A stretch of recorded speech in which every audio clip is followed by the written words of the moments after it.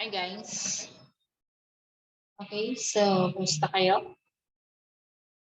So, yan. Wait lang. So, yan. So, there you go. The subject that I am going to the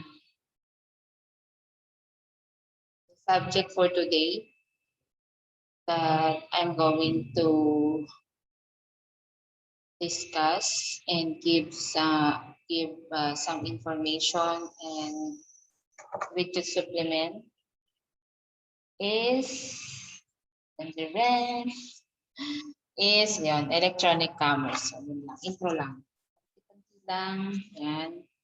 Okay, so electronic commerce. So yun, yay. So nasa week 9 na tayo, guys.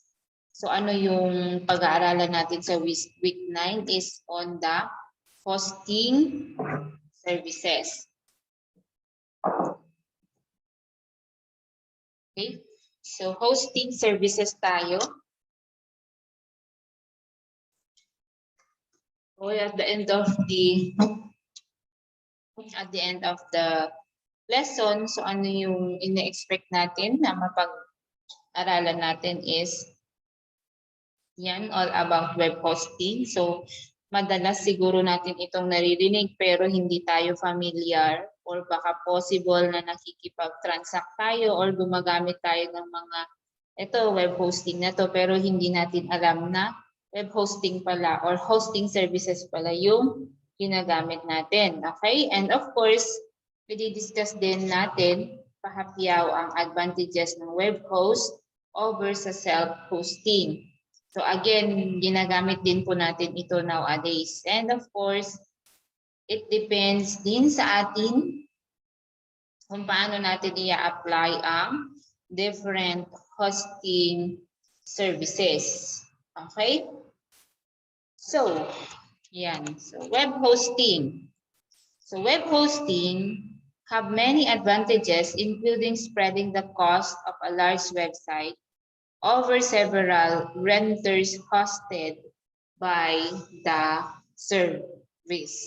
Okay, so kung titignan ninyo guys yung picture on the right side of this slide, makikita nyo dyan platform, remote, virtual, data center, network, website, storage, browser, internet, technology, data, yan, resources,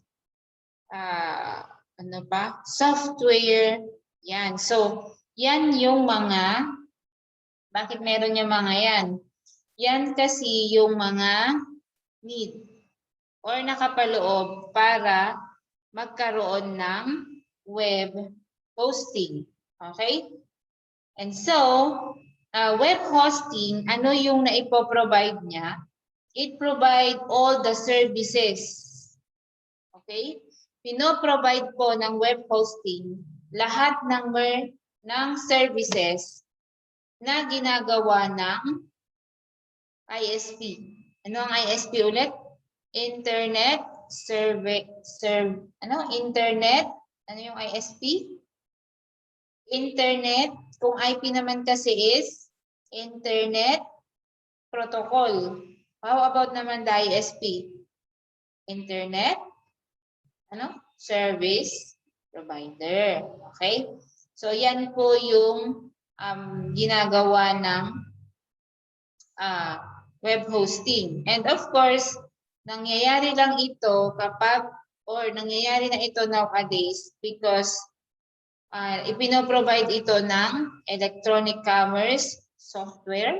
Okay, yung mga e-com software, storage space, and then, of course, pino-provide din siya ng e-com expertise. Okay? But ISP, hindi siya yung nagsusupply. Okay? Hindi po yan siya nagsusupply. Okay? So,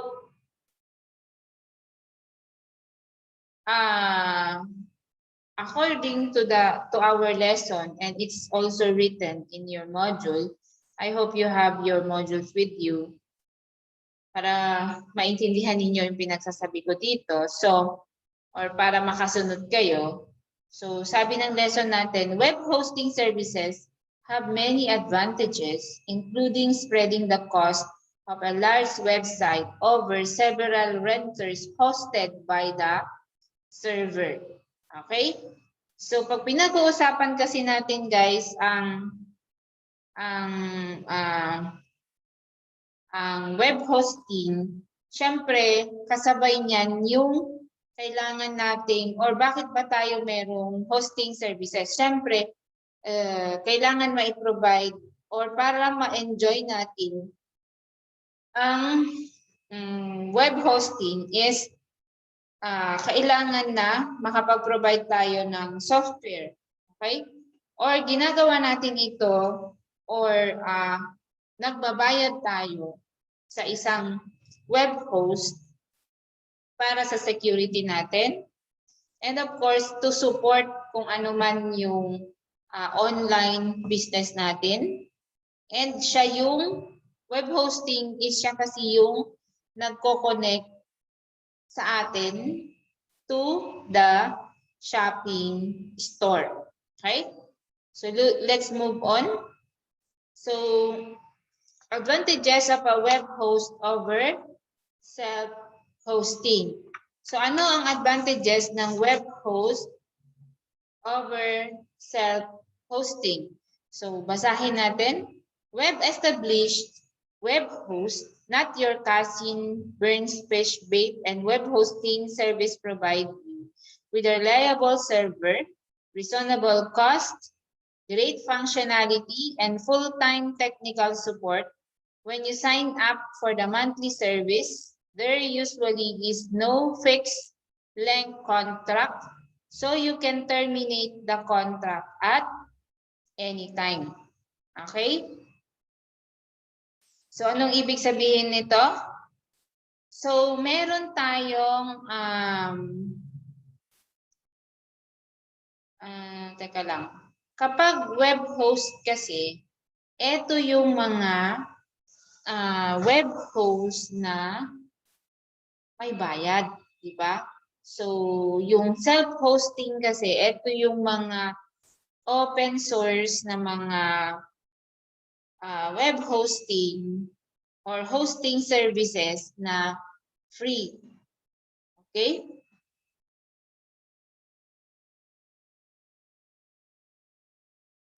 Kapag gumamit tayo ng web host, ano yung pwede niyang maitulong sa'yo? Siyempre, hindi ka na mag-hire ng staff mo to run your site. Okay? Hindi ka na rin magkakapital or maglalabas ng investment sa hardware. Okay? And ang cost niya, hindi naman siya ganun kamahal. And at the same time, madali or nagra-run yung business mo kahit na hindi ikaw yung kahit na kunwari busy ka ganyan, kahit na hindi ikaw yung nagma-manage dun sa ano mo, nagra-run yung negosyo mo. Nakikita ng mga iba. Okay? So yan yung web host. Example ng web host actually is the Facebook ads or advertisement. Facebook advertisement allows you to create your own Facebook ads, di ba? And it's connected to your own Facebook account, okay? So binabayaran siya. Kapag nagparan ka kasi, nagpa-sponsor ka using the Facebook ad, binabayaran mo siya. So the tendency are mas maraming nakakakita dun sa negosyo mo compare dun sa self-hosting. Pag self-hosting kasi, ito yung ikaw mismo yung nag-a-advertise, di ba? So yan po yung difference or yung advantages ng web host over self-hosting. Okay? So next, ano pa ba?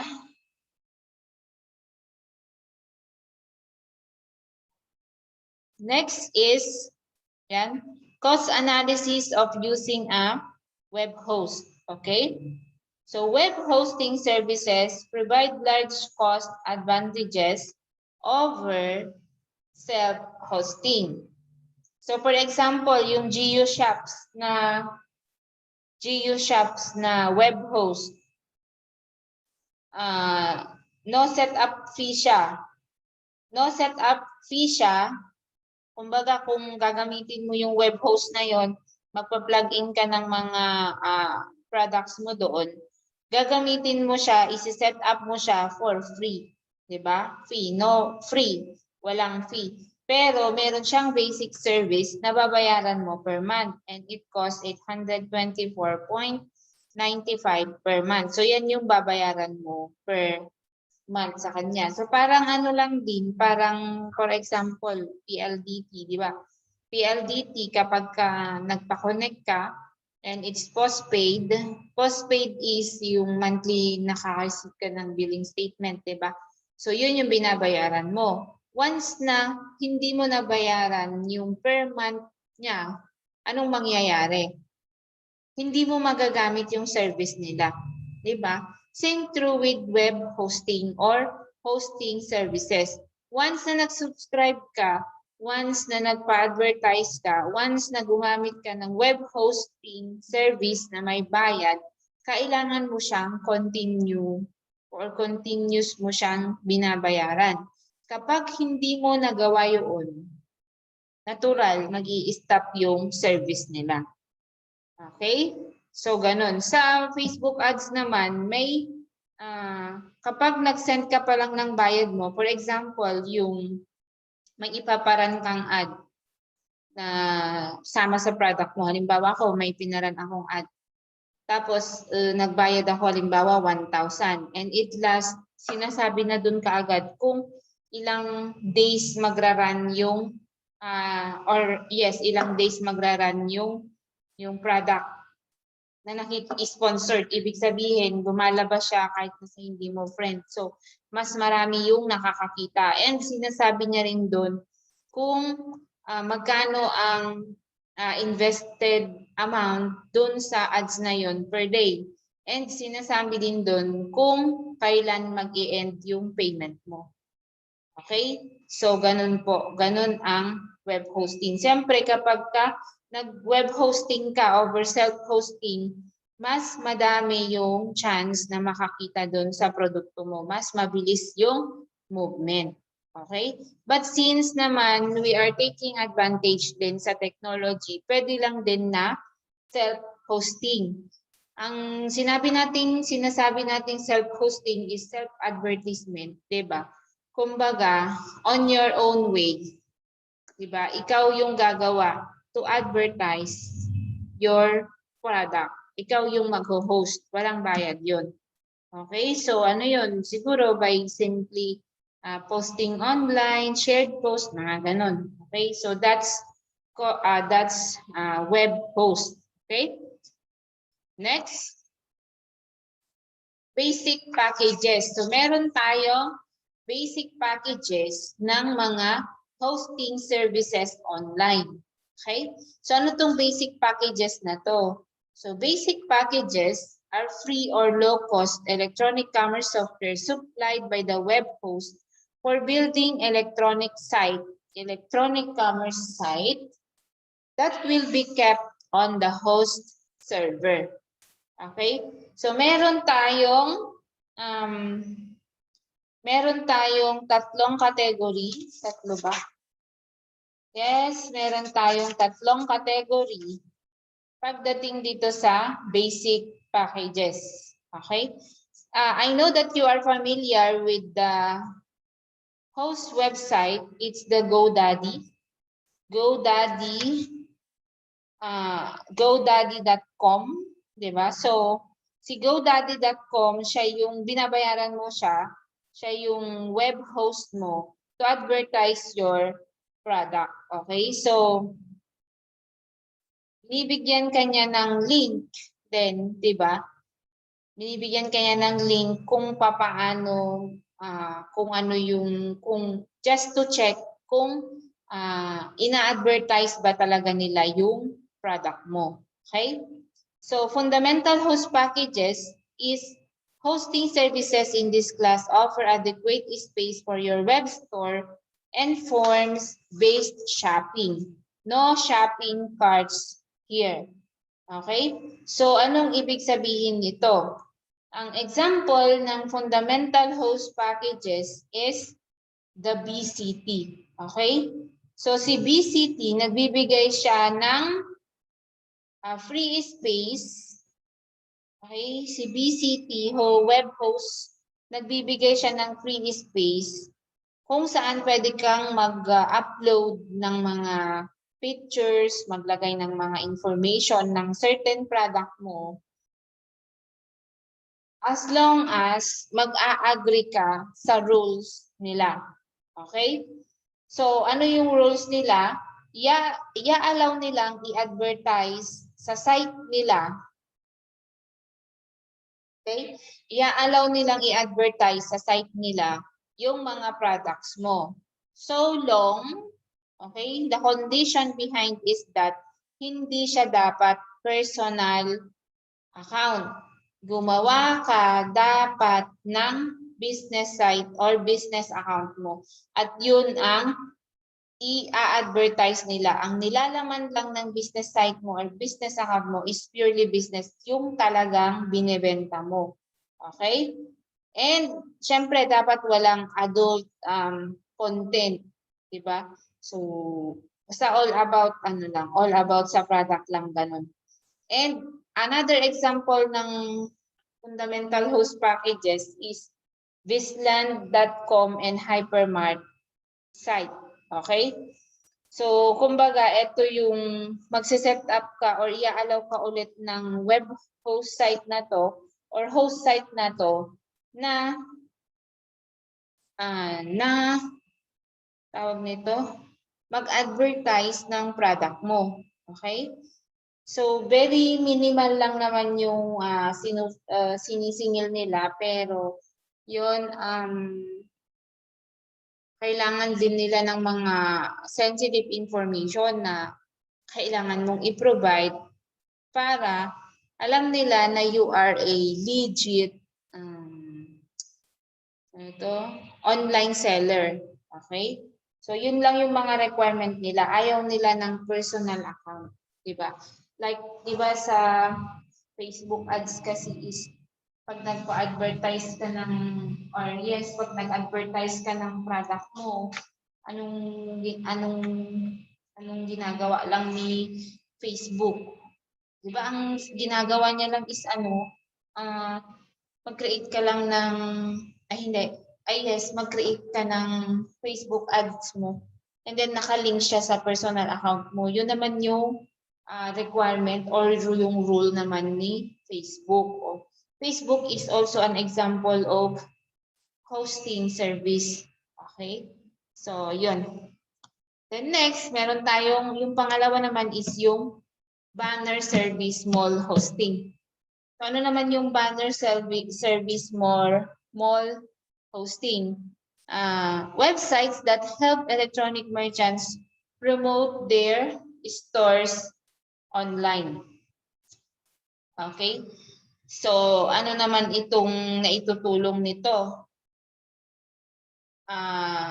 BES, okay, banner exchange sites, organizes the banner exchange among members, enforces the banner exchange rules, collects statistics about customers who click the advertisement on each merchant site, and changes, rotates ads on members' site. The underlying principle of the system is that if a storefront advertises its services with a banner advertisement of a high-traffic website, then more web customers will visit the site being advertised. Okay, so click-through count naman yung pakulo. Click-through count naman yung pakulo or yung rules naman ni banner service mall hosting. So, kumbaga, web advertisement link din sila. So, kikita sila base sa dami ng nag-visit dun sa banner nila. Bale, i-allow mo yung web host na to na sa right side ng pag-advertise nila ng product mo is yung banner nila, 'di ba? Yung pag-advertise din nila ng hosting services nila. Okay? So ganun ang full service mall style hosting. Okay? Ay, hindi. Banner service mall hosting. Okay? So, pag-usapan naman natin yung full service mall style hosting. It is a site provides online store with good service, good web creation tools, and no banner advertising clutter. O pareho din sila nung BES, itong banner service mall hosting.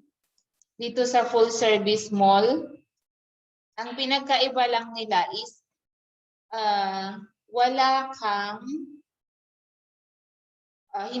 walang banner advertisement sa kanila. Okay? So, i-allow ka nila na mag-advertise ng product mo pero walang banner advertisement na kasama. So, example ng web hosting na itong full service mall is the Yahoo Store, GeoShops, yan. Shop Builder, okay? And then virtual spin internet store. So yan yung mga example ng full service mall style hosting. Okay? So yan. So that's all, guys. Tapos na yung lesson natin for this week. So before I end, I also include here an additional website or a website wherein you just click the link below or you just visit the link. Magkakaroon kayo or bibigyan kayo ng additional information about hosting solution. Okay? So before I end and discuss the activity, mahalaga, guys, or siguro nagtataka kayo, bakit may e-commerce, di ba? Bakit ang pinag-uusapan natin is more on electronic commerce? Did you know that since we are now in the information age, okay? And hindi na yan mapipigilan. So sabi ko nga sa inyo, habang tumatanda kami at nadadagdagan yung edad ninyo, nagiging mature kayo, doon naman nagiging mas malaki ang demand ng every individual sa technology. Okay? That's why may e-commerce. Kaya nga kung papansinin mo ngayon, halos lahat ng transaction, even banks, diba?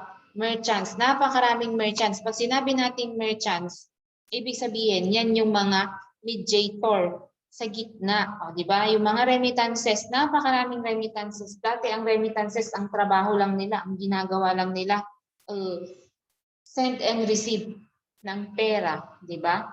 Face to face pa. Ngayon, they go online.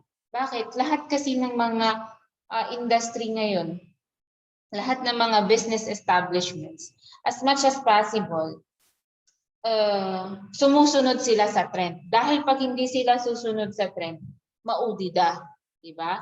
So kung lahat ng business establishments ngayon, they go online, from traditional, mag-o-online sila, imagine mo kung ano na yung mangyayari.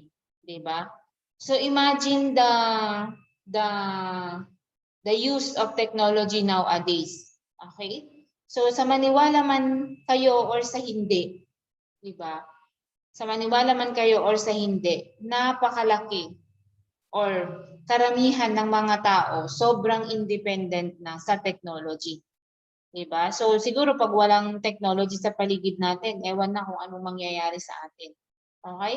Lahat ng ginagamit natin ngayon, mapa sa bahay man, mapa sa eskwelahan man, pang personal mo man or ano man yan, technology based na lahat, di ba? Merong mga Bluetooth, kaya nga na dati infrared lang, ngayon naging Bluetooth na.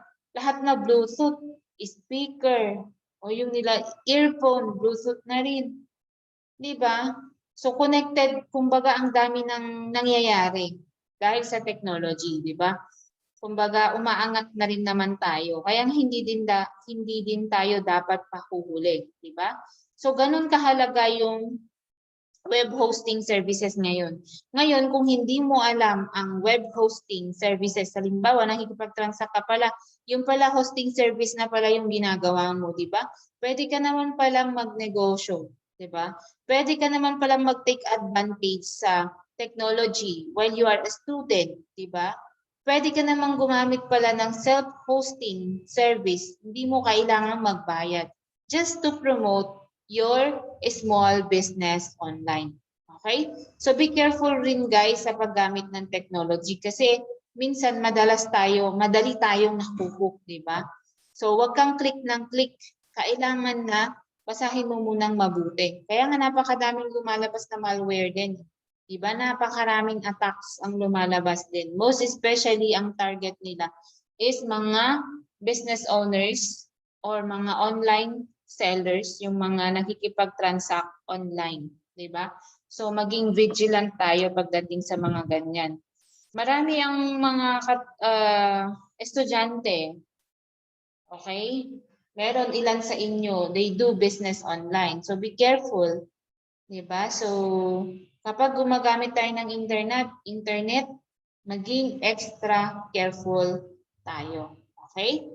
So, hindi naman masamang mag-take advantage ka sa technology so long that you know kung paano mo siya lalaruin at paano mo siya gagamitin at kapangipakinabang siya sa daily transaction or daily activities mo, di ba? Or sa buhay mo mismo. Okay? So, yan. So, let's move on to the requirement. So, here's the requirement for this week. Okay? So, yan. What is web hosting? Yan, you explain. Based dun sa mga narinig mo, ano sa palagay mo ang web hosting at paano siya nag-work? And then, kailangan mo ba ng web hosting sa negosyo mo? Bakit? Ayan, how can the internet, a so-called stateless machine, keep track of persons' preferences between browsing sessions? Are there any security restrictions that a browser could impose that would force a change in the way information about users is recorded? Explain. List 2 advantages of hosting your commerce site on a host that is free. O yan yung diniscuss ko kanina. What's the difference between the paid hosting services and free hosting services? Okay? So, yan. So, again, guys, write it. Your answers must be handwritten and place it in a yellow pad paper. Okay? So, yon. So, congratulations. Week 9 done. Kindly submit your requirements for checking. Yan, mababait naman, halos lahat naman kayo is mababait at on time naman mag-submit, di ba? So, walang problema. Okay? So, before I end, katulad ng lagi kong sinasabi, always observe the health protocol. Boost your immune system and take care. Keep safe always. And if you have questions, feel free to come here in the school sa inyong consultation hours. And just to remind you guys, if you have subjects and may mga requirements pa kayo na hindi nasasubmit, last 2019-02, kindly submit it before July. Kasi lahat ng hindi masasubmit ng after July, matik na re-enroll. Okay? So that's all for today. With that, God bless you always, guys, and goodbye.